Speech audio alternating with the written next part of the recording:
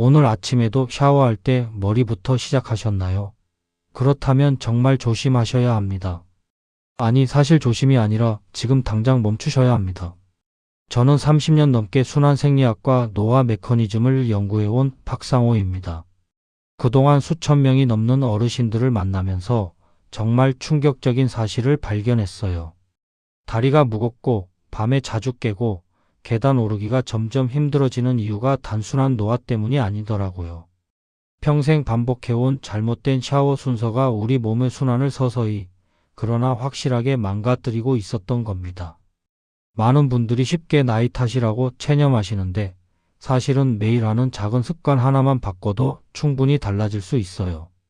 제가 30년 동안 연구하면서 가장 안타까웠던 순간이 뭔지 아세요? 단 몇 년만 일찍 알았더라면 막을 수 있었던 문제들을 너무 늦게 발견하는 경우였습니다. 혹시 요즘 발이 차갑고 저리진 않으신가요? 아침에 일어나면 다리가 뻣뻣하게 굳어 있진 않나요? 저녁만 되면 종아리가 돌처럼 무거워지진 않으세요? 이 모든 게 사실은 샤워 순서와 깊은 관련이 있습니다. 더 충격적인 건 이게 단순히 다리 문제로 끝나는 게 아니라는 거예요. 순환이 막히면 뇌로 가는 혈류도 줄어들고 장기 기능도 떨어지고 결국 삶의 질 전체가 무너집니다. 여러분은 지금 샤워할 때 어떤 순서로 몸을 씻고 계신가요? 혹시 저처럼 어릴 때부터 머리부터 씻는 게 당연하다고 배우셨나요? 댓글로 꼭 알려주세요. 오늘 이 영상이 여러분의 남은 인생을 완전히 바꿀 수도 있습니다. 제가 몇 년 전에 상담했던 어르신 한 분이 지금도 생생하게 기억납니다. 당시 70살이셨던 그분은 늘 다리가 당기고 무거워서 집 앞 슈퍼마켓 가는 것조차 너무 힘들어 하셨어요. 불과 5분 거리인데 중간에 두세 번은 쉬어야 했다고 합니다.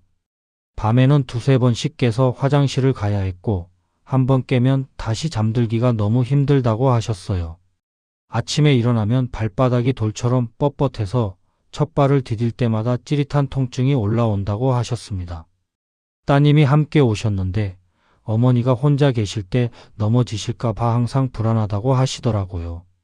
최근에는 현관 문턱에 걸려 넘어질 뻔한 적도 있었대요. 그 이야기를 들으면서 마음이 정말 무거웠습니다. 왜냐하면 이런 분들을 너무 많이 봐왔거든요. 처음에는 다리가 좀 무겁네 하고 시작해서 점점 외출이 줄고 활동량이 줄고 그러다 보면 근육이 더 약해지고 결국 집 안에만 갇히게 되는 악순환이 시작되는 걸 수없이 목격했습니다. 그래서 저는 그분께 아주 자세하게 평소 생활 습관을 물어봤어요. 식습관도 물어보고 운동 습관도 물어보고 심지어 잠자는 자세까지 물어봤습니다.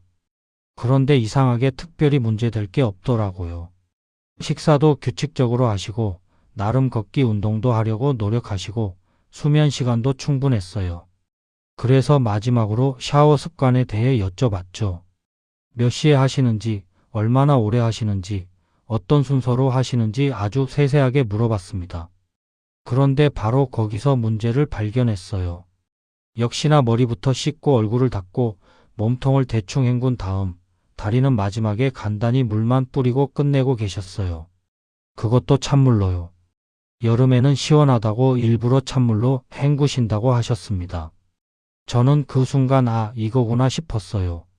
저는 그날 딱 한 가지만 바꿔보시라고 말씀드렸습니다. 샤워할 때 순환을 깨우는 5부위를 먼저 따뜻하게 자극하는 완전히 새로운 루틴을 알려드렸어요. 그분은 처음엔 정말 반신반의하셨어요. 이렇게 간단한 걸로 뭐가 달라지겠냐는 표정이셨죠. 하지만 따님이 꼭 해보시라고 설득하셔서 시작하셨습니다. 그리고 놀랍게도 일주일 뒤에 전화가 왔어요. 다리가 조금 덜 무거운 것 같다고요. 처음엔 착각인 줄 알았는데 며칠 지나니까 확실히 다르다고 하셨습니다. 2주 뒤에는 슈퍼마켓 갈 때 중간에 쉬는 횟수가 줄었다고 하셨어요. 한 달 뒤에는 정말 극적인 변화가 있었습니다. 밤에 깨는 횟수가 절반으로 줄었고 아침에 일어날 때 발바닥 통증이 거의 사라졌대요. 2달 뒤에 다시 오셨을 때는 표정이 완전히 달라져 계셨어요. 이제는 시장도 혼자 다녀오시고 친구분들 만나서 수다 떠는 재미로 산다고 하셨습니다. 따님은 우시면서 감사하다고 하셨어요. 이 이야기를 끝까지 들으셔야만 전체 흐름과 핵심 원리를 완벽하게 이해하실 수 있습니다. 뒤에 나올 5가지 부위와 그 순서를 놓치시면 아무리 열심히 하셔도 효과가 절반도 안 됩니다. 정말입니다. 혹시 아직 구독과 좋아요를 누르지 않으셨다면 지금 바로 눌러주세요. 이 채널은 여러분의 건강한 노년을 진심으로 응원하고 실질적으로 도움이 되는 정보만 엄선해서 전달합니다. 이런 중요한 정보를 더 많은 분들이 알 수 있도록 구독과 좋아요로 꼭 응원해 주세요. 끝까지 보시면 왜 지금 당장 샤워 습관을 바꿔야 하는지, 그리고 어떻게 바꿔야 하는지 분명하게 깨닫게 되실 겁니다. 오늘 이 영상에서 말씀드릴 내용은 여러분의 순환 관리 방식을 완전히 바꿀 수 있는 정말 중요한 지혜입니다. 이 이야기를 끝까지 듣고 실천하셔야만 진정한 변화를 경험할 수 있어요. 이렇게 작은 변화만으로도 우리 몸은 충분히 달라질 수 있습니다. 그럼 이제 본격적으로 그 5가지 핵심 부위가 무엇인지, 그리고 왜 그 부위들이 중요한지 하나씩 파헤쳐 볼까요? 먼저 첫 번째 부위는 손바닥입니다. 많은 분들이 손바닥을 그냥 단순히 씻는 부위로만 생각하시는데 이건 정말 큰 오해예요. 사실 손바닥에는 신경말단이 엄청나게 밀집되어 있어요. 우리 몸 전체에서 가장 민감한 부위 중 하나가 바로 손바닥입니다.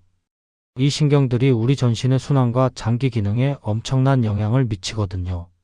동양의학에서는 예로부터 손바닥을 제2의 심장이라고 불렀어요. 왜 그랬을까요? 손바닥의 온도와 혈류 상태가 전신 순환의 바로미터 역할을 하기 때문입니다. 국내 한 대학 연구진이 아주 흥미로운 실험을 했는데요. 손바닥 온도만 올려도 말초 혈류가 눈에 띄게 개선된다는 결과를 발표했어요. 실험 참가자들의 손바닥을 단 5분 동안 따뜻하게 자극했더니 발끝까지 혈류량이 증가한 걸 확인할 수 있었대요. 놀랍지 않으세요? 손바닥 하나만 제대로 자극해도 발끝까지 영향을 미친다는 겁니다. 제가 만난 72살 김만수님이라는 분이 계셨는데 이분의 사연이 정말 인상적이었어요. 이분은 손바닥이 항상 얼음장처럼 차갑고 소화가 잘 안 됐다고 하셨어요. 식사를 하고 나면 속이 더부룩하고 답답해서 항상 소화제를 달고 사셨대요. 병원에서 검사를 해봐도 특별한 이상은 없다고 했고요. 그런데 저한테 오셔서 손바닥을 보여주시는데 정말 차갑더라고요. 제 손으로 만져봤을 때 마치 냉장고에서 꺼낸 것 같은 느낌이었어요. 그래서 샤워할 때 손바닥을 1분 정도만 집중적으로 자극해 보시라고 권했습니다. 처음엔 별 기대 안 하셨어요. 그런데 불과 2주 만에 전화가 왔어요. 속이 훨씬 편해졌다고요. 소화제 먹는 횟수가 확 줄었고 식사 후에도 더부룩한 느낌이 많이 사라졌대요. 한 달 뒤에 다시 오셨을 때는 손바닥도 많이 따뜻해져 있었어요. 방법은 정말 간단합니다. 따뜻한 물로 30초 정도 손바닥을 충분히 적시는 거예요. 이때 물줄기를 손바닥 중앙에 집중적으로 받으면 더 좋습니다. 그 다음에 박수 치듯이 30초 동안 양손을 힘차게 비벼주시면 돼요. 마찰열이 생기면서 손바닥이 후끈후끈 달아오르는 느낌이 들 거예요. 바로 그 느낌이 중요합니다. 여기서 꼭 주의할 점이 있어요. 너무 뜨거운 물은 피하셔야 해요. 화상 위험도 있고 오히려 혈관이 급격하게 수축할 수 있거든요. 그리고 통증이 느껴질 만큼 세게 비비시면 절대 안 됩니다. 적당히 따뜻한 느낌이 들 정도로만 하시면 충분해요. 지금 여러분의 손바닥을 한번 만져보세요. 따뜻한가요? 아니면 차갑나요? 만약 차갑다면 지금 당장 변화가 필요한 신호입니다. 두 번째 부위는 무릎 뒤쪽 오금입니다. 이 부위를 정말 중요하게 봐야 하는 이유가 뭘까요? 오금은 림프순환의 핵심 관문이기 때문입니다. 림프가 뭔지 아시나요? 림프는 우리 몸의 하수 처리 시스템이에요. 세포에서 나온 노폐물과 독소를 걸러내고 배출하는 역할을 합니다. 그런데 이 림프가 막히면 어떻게 될까요? 노폐물이 쌓이고 붓기가 생기고 결국 순환 전체가 망가집니다. 오금은 특히 하체 림프가 모두 지나가는 좁은 통로예요. 여기가 막히면 다리 전체가 붓고 무거워질 수밖에 없어요. 독일의 한 유명 연구팀이 정말 놀라운 발견을 했어요. 오금을 집중적으로 자극한 후에 림프가 흐르는 속도를 정밀하게 측정했더니 무려 2배 가까이 빨라졌다는 겁니다. 2배요. 이게 얼마나 큰 차이인지 아시겠어요? 림프 속도가 2배로 빨라진다는 건 노폐물 배출이 2배 빨라진다는 뜻이에요. 70살 최명자님이라는 분은 정말 심각하게 고민하셨어요. 매일 저녁만 되면 다리가 퉁퉁 붓는다고요. 아침에는 괜찮은데 하루 종일 움직이고 나면 종아리가 통나무처럼 굵어진다고 하셨어요. 양말 자국이 깊게 파이고 신발이 꽉 끼는 느낌이 든다고 했습니다. 병원에서는 나이 때문에 어쩔 수 없다고 했대요. 림프 순환이 느려지는 건 자연스러운 노화 현상이라고요. 하지만 저는 달랐어요.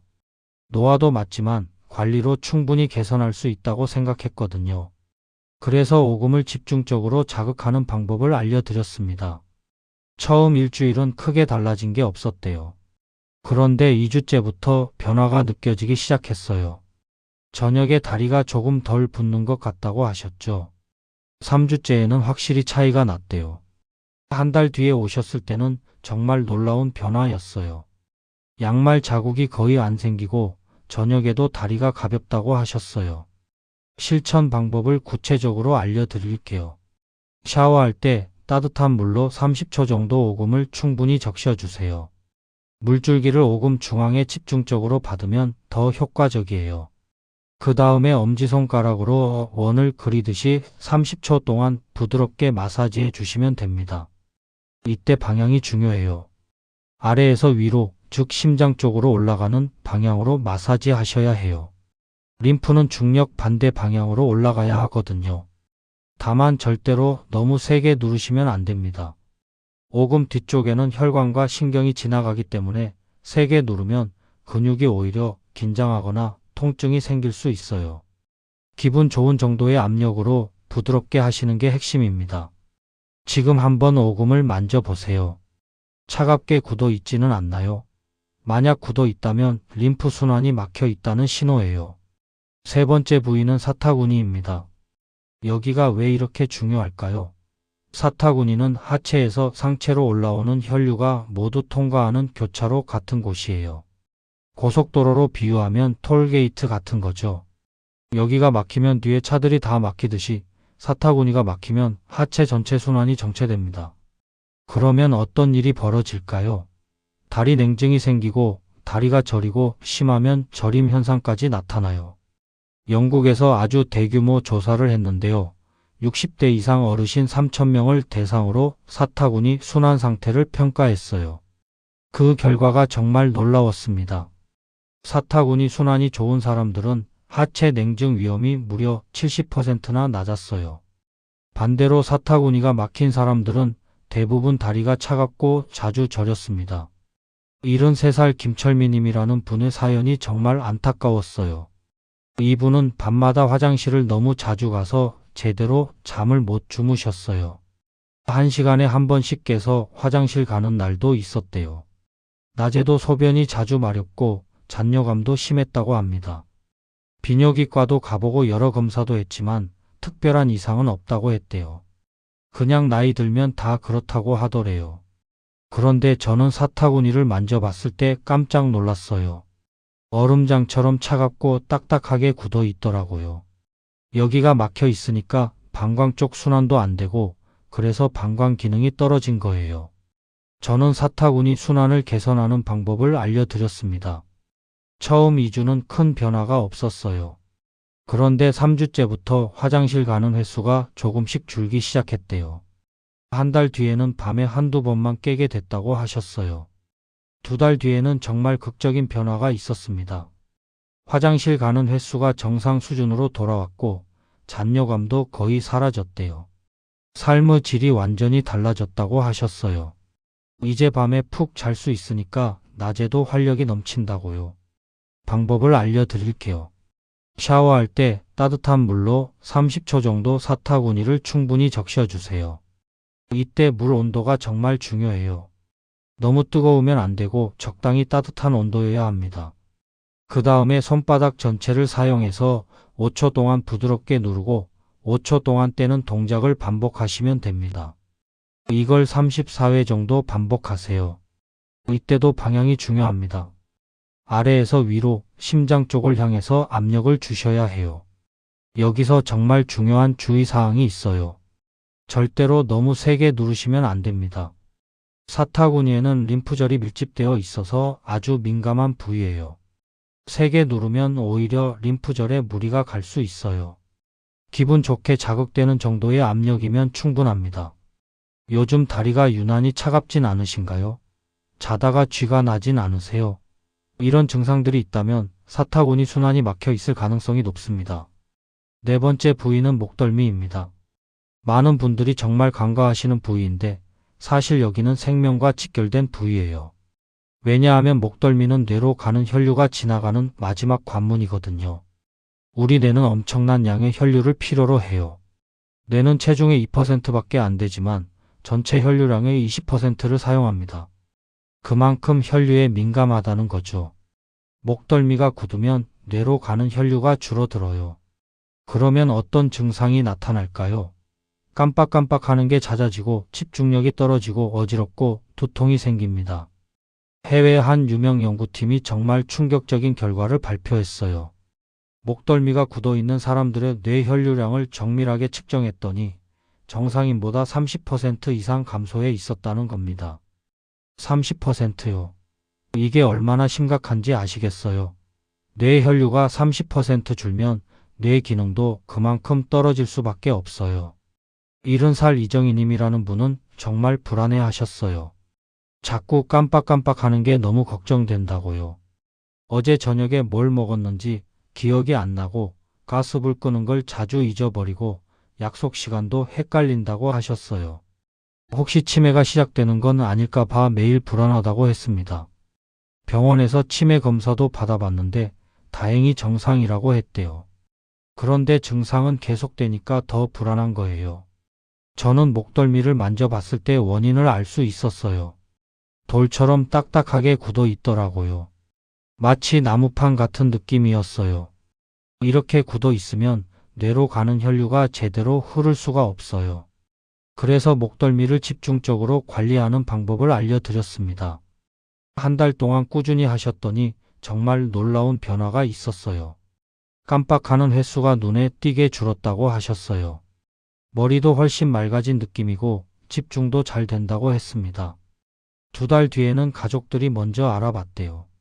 표정도 밝아지고 대화할 때 반응도 빨라졌다고요. 실천법을 구체적으로 알려드릴게요. 샤워할 때 따뜻한 물로 1분 정도 목덜미를 충분히 적셔주세요. 이때 샤워기 수압을 이용해서 목덜미를 자극하면 더 효과적이에요. 물줄기가 목덜미를 톡톡 두드리는 느낌이 들도록 하면 됩니다. 샤워가 끝나면 수건으로 물기를 닦고 양손을 30초 정도 비벼서 따뜻하게 만드세요. 그 따뜻한 손으로 목덜미를 아래에서 위로 천천히 쓸어 올려주세요. 마치 뇌로 혈액을 밀어 올린다는 느낌으로 하시면 돼요. 이걸 10회 정도 반복하세요. 다만 몇 가지 주의사항이 있어요. 너무 뜨거운 물은 절대 피하셔야 해요. 목 부위는 혈관이 많아서 너무 뜨거운 물은 오히려 혈압을 급격하게 올릴 수 있거든요. 특히 고혈압이 있으신 분들은 미지근한 온도를 꼭 유지하셔야 합니다. 그리고 너무 세게 누르거나 비비지 마세요. 목 주변에는 중요한 혈관과 신경이 많아서 조심해야 해요. 지금 목덜미를 한번 만져보세요. 돌처럼 굳어 있진 않나요?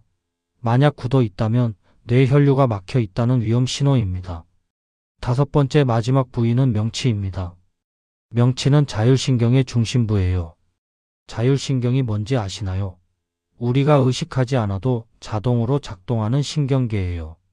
심장 박동, 호흡, 소화, 체온 조절 같은 게 다 자율신경이 관리합니다.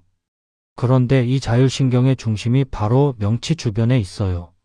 명치가 굳으면 자율신경이 흔들립니다. 그러면 어떤 증상이 나타날까요? 불안하고 잠이 안 오고 가슴이 답답하고 소화가 안 되고 숨쉬기가 답답해요. 해외의 한 연구진이 불면증 환자들을 대상으로 흥미로운 실험을 했어요. 명치를 집중적으로 마사지하는 그룹과 아무것도 안 하는 그룹으로 나눠서 한 달 동안 관찰했어요. 그 결과가 정말 놀라웠습니다. 명치 마사지를 한 그룹은 수면의 질이 무려 60%나 향상됐어요. 잠드는 시간도 빨라지고 깊은 수면 시간도 늘고 중간에 깨는 횟수도 줄었습니다. 68살 조명숙님이라는 분의 이야기는 정말 가슴 아팠어요. 이분은 무려 30년 동안 불면증으로 고생하셨대요. 젊을 때부터 잠을 잘 못 주무셨는데 나이 들면서 점점 더 심해졌다고 해요. 밤에 누워도 2~3시간은 뒤척이다가 겨우 잠들고 새벽 3시면 어김없이 깨서 그 뒤로는 다시 못 잔다고 했어요. 낮에는 늘 피곤하고 머리가 무겁고 작은 일에도 짜증이 나고 삶의 질이 바닥까지 떨어졌다고 하셨습니다. 수면제도 먹어봤지만 의존성이 생길까 봐 무서워서 끊었대요. 병원도 여러 곳 다녀봤지만 뚜렷한 해결책을 못 찾았고요. 저는 명치를 만져봤을 때 돌덩이 같다는 생각이 들었어요. 완전히 굳어서 움직이지도 않더라고요. 이렇게 굳어 있으면 자율신경이 제대로 작동할 수가 없어요. 그래서 명치를 부드럽게 풀어주는 방법을 알려드렸습니다. 처음 한 달은 정말 힘드셨대요. 변화가 거의 안 느껴져서 포기하고 싶었다고 해요. 그런데 제가 계속 격려하면서 꾸준히 하시라고 했고 한 달 반쯤 지났을 때부터 변화가 느껴지기 시작했대요. 잠드는 시간이 조금 빨라진 것 같다고요. 2달째에는 확실한 차이가 났어요. 잠들기도 수월해지고 중간에 깨는 횟수도 줄었대요. 3달째에는 정말 극적인 변화가 있었습니다. 거의 매일 밤 7시간 가까이 잘 수 있게 됐다고 해요. 낮에는 활력이 넘치고 표정도 밝아졌다고요. 30년 만에 처음으로 숙면의 기쁨을 느낀다고 우시면서 감사하다고 하셨어요. 방법을 알려드릴게요. 샤워가 완전히 끝나고 나서 하는 게 좋아요. 양손을 30초 정도 비벼서 충분히 따뜻하게 만드세요. 그 따뜻한 손을 명치에 올려놓고 시계 방향으로 천천히 원을 그리며 마사지하세요. 너무 세게 누르지 말고 피부 표면을 부드럽게 문지르는 느낌으로 하면 됩니다. 1분 정도 하시면 충분해요. 이때 호흡도 중요해요. 마사지하면서 깊고 천천히 숨을 쉬세요. 코로 천천히 들이마시고 입으로 천천히 내뱉으세요. 이렇게 하면 자율신경이 안정되는 효과가 배가 됩니다. 주의할 점은 식사 직후에는 절대 하지 마세요. 소화 중일 때 명치를 자극하면 속이 불편할 수 있어요. 식사 후 최소 1시간은 지나서 하시는 게 안전합니다. 요즘 잠이 얕고 이유 없이 가슴이 답답하진 않으신가요? 그렇다면 명치가 굳어 있을 가능성이 높습니다. 이 5가지가 바로 여러분의 순환을 완전히 바꿀 수 있는 핵심 부위입니다. 손바닥, 오금, 사타구니, 목덜미, 명치. 이 5곳만 제대로 자극해도 전신순환이 살아나요. 그런데 이걸 어떻게 일상에서 더 쉽고 효과적으로 실천할 수 있을까요? 지금부터 그 확장 루틴을 하나씩 알려드릴게요. 이 부분이 정말 중요합니다. 아무리 좋은 방법도 실천하기 어려우면 소용없거든요. 먼저 물 온도 조절에 대해 자세히 말씀드릴게요. 생각보다 정말 많은 분들이 샤워할 때 물 온도를 대충 맞추시거든요. 그냥 뜨겁다 싶으면 조금 낮추고 차갑다 싶으면 조금 올리고 이렇게 대충 하시는데 사실 물 온도가 순환에 엄청난 영향을 미쳐요. 적정 온도는 따뜻하되 자극적이지 않은 수준이어야 합니다. 구체적으로 말씀드리면 38도에서 40도 사이가 가장 이상적이에요. 이 온도가 혈관을 적당히 확장시키면서도 심장에 부담을 주지 않거든요. 그런데 왜 갑자기 뜨겁거나 차가운 물이 위험할까요? 혈압 때문입니다. 갑자기 뜨거운 물을 맞으면 혈관이 급격하게 확장되면서 혈압이 확 떨어져요. 그러면 어지러움이나 실신까지 올 수 있어요. 반대로 갑자기 차가운 물을 맞으면 혈관이 급격하게 수축되면서 혈압이 확 올라가요. 고혈압이 있으신 분들은 정말 위험할 수 있습니다. 실제로 겨울철 샤워 중 돌연사 사고의 대부분이 이런 급격한 온도 변화 때문에 발생해요. 그래서 처음에는 반드시 미온수로 시작하셔야 해요. 30도에서 32도 정도의 미지근한 물로 시작해서 1분 정도 몸을 적응시키세요. 그 다음에 서서히 온도를 올려서 38도에서 40도 정도로 맞추시면 됩니다. 이렇게 점진적으로 올리면 혈관이 천천히 확장되면서 순환이 자연스럽게 개선돼요. 여러분은 평소에 샤워할 때 물 온도를 어떻게 맞추시나요? 그냥 감으로 대충 하시나요? 아니면 천천히 조절하시나요? 오늘부터는 꼭 점진적으로 조절하시는 습관을 들이세요. 그 다음은 순서입니다. 아래에서 위로 올라가는 순서가 왜 그렇게 중요할까요? 이건 혈액순환의 원리와 관련이 있어요. 우리 혈액은 심장에서 출발해서 전신을 돌고 다시 심장으로 돌아와요. 특히 다리에서 심장으로 올라오는 혈액은 중력을 거슬러 올라가야 하기 때문에 힘이 많이 필요해요. 나이가 들면 이 힘이 약해져서 혈액이 다리에 고이게 되는 거예요. 그래서 다리부터 시작해서 위로 올라가면서 자극하면 혈액이 심장으로 돌아가는 흐름을 자연스럽게 도와줄 수 있어요. 구체적인 순서를 다시 정리해 드릴게요. 첫째, 손바닥부터 시작합니다. 따뜻한 물로 30초, 비비기 30초. 둘째, 오금으로 이동합니다. 따뜻한 물로 30초, 마사지 30초. 셋째, 사타구니로 올라갑니다. 따뜻한 물로 30초, 누르기와 떼기 반복. 넷째, 목덜미로 이동합니다. 따뜻한 물로 1분. 다섯째, 마지막으로 명치입니다.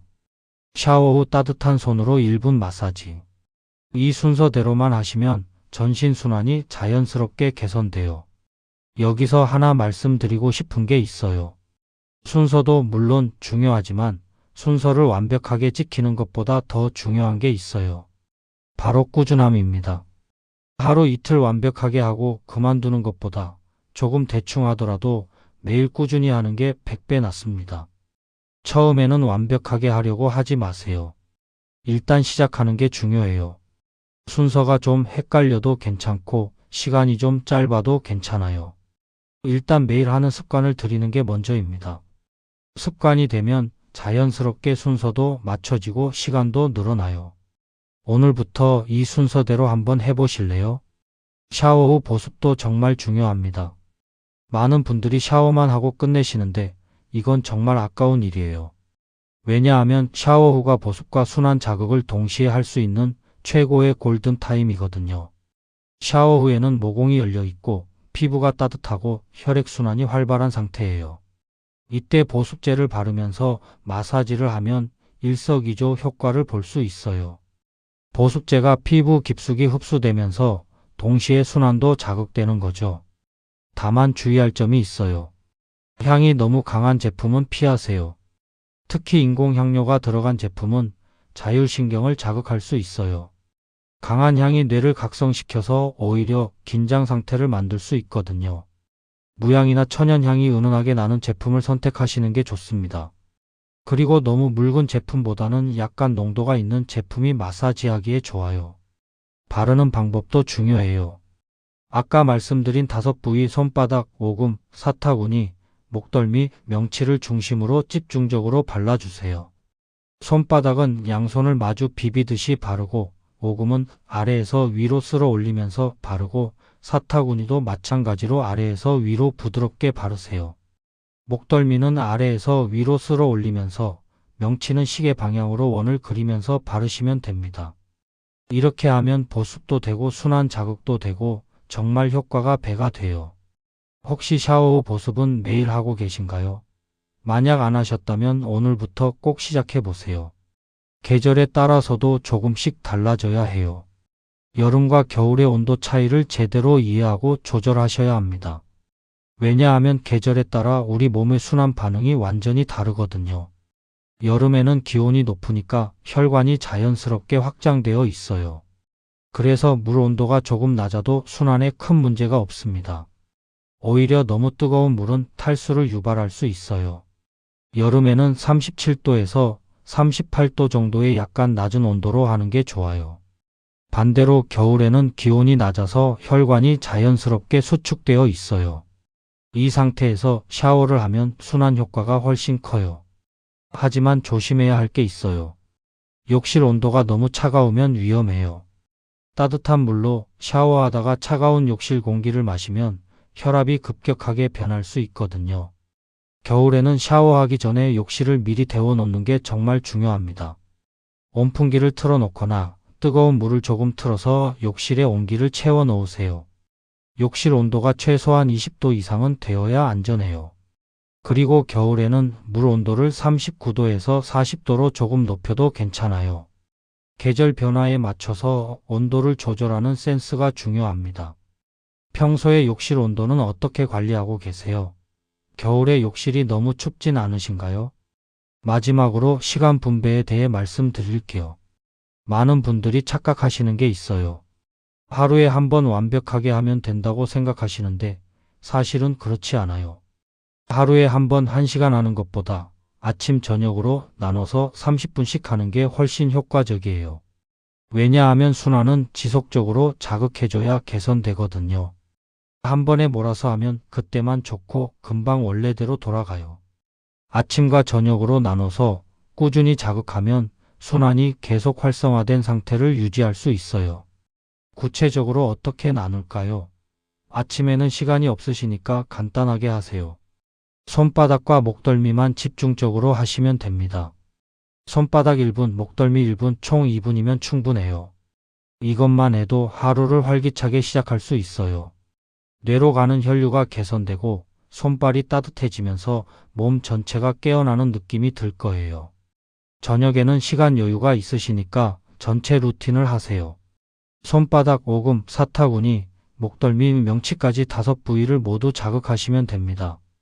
총 5분에서 7분 정도 걸려요. 이렇게 저녁에 제대로 하면 밤에 숙면을 취할 수 있어요. 여기서 정말 중요한 게 있어요. 하루를 통째로 빼먹지 않는 겁니다. 바쁘더라도 피곤하더라도 최소한 아침에 2분이라도 하세요. 하루 이틀 빼먹으면 습관이 무너져요. 습관이 한번 무너지면 다시 시작하기가 정말 어려워요. 매일 조금씩이라도 꾸준히 하는 게 핵심입니다. 여러분은 아침형 인간이신가요? 아니면 저녁형 인간이신가요? 자신의 리듬에 맞춰서 시간을 조절하시면 됩니다. 아침형이시면 아침에 조금 더 시간을 투자하고 저녁형이시면 저녁에 집중하세요. 자기 리듬에 맞춰야 오래 지속할 수 있어요. 이제 오늘 배운 내용을 한번 깔끔하게 정리해 볼까요? 오늘의 핵심은 정말 단순하지만 강력합니다. 우리가 평생 당연하게 여겨왔던 머리부터 씻는 샤워 순서가 사실은 순환을 막고 다리를 무겁게 만드는 잘못된 상식이었다는 거예요. 머리부터 씻으면 어떻게 될까요? 혈액이 위쪽으로 몰리면서 하체는 텅 비게 됩니다. 그 상태에서 샤워를 끝내면 하체 순환은 전혀 개선되지 않아요. 오히려 더 차갑고 굳어질 수 있어요. 반대로 올바른 방법은 뭘까요? 손바닥에서 시작해서 오금, 사타구니, 목덜미, 명치 순서로 아래에서 위로 올라가면서 따뜻하게 자극하는 겁니다. 이렇게 하면 혈류의 문이 하나씩 열리면서 전신 순환이 살아나요. 손바닥이 따뜻해지고 다리가 가벼워지고 뇌가 맑아지고 잠이 깊어집니다. 잘못된 방법으로 계속 씻으면 어떻게 될까요? 다리가 점점 더 붓고 무거워져요. 걷기가 힘들어지고 외출이 줄고 활동량이 줄고 근육이 약해지고 결국 일상 자체가 좁아집니다. 집안에만 갇혀서 TV만 보고 사람도 안 만나고 몸은 점점 더 굳어가는 악순환이 시작되는 거죠. 건강은 더 나빠지고 삶의 질은 바닥으로 떨어지고 가족들에게 짐이 되는 것 같아서 마음까지 무거워집니다. 생각만 해도 끔찍하지 않으세요? 하지만 제대로 관리하면 완전히 다릅니다. 손발이 따뜻해지고 걷기가 편해지고 계단도 가볍게 오를 수 있어요. 밤에는 깊은 숙면을 취하고 낮에는 활력이 넘칩니다. 친구들 만나서 수다 떨고 시장도 가고 등산도 가고 여행도 갑니다. 건강한 리듬이 만들어지면서 삶이 풍요로워져요. 가족들도 안심하고 본인도 자신감이 생기고 매일매일이 즐거워집니다.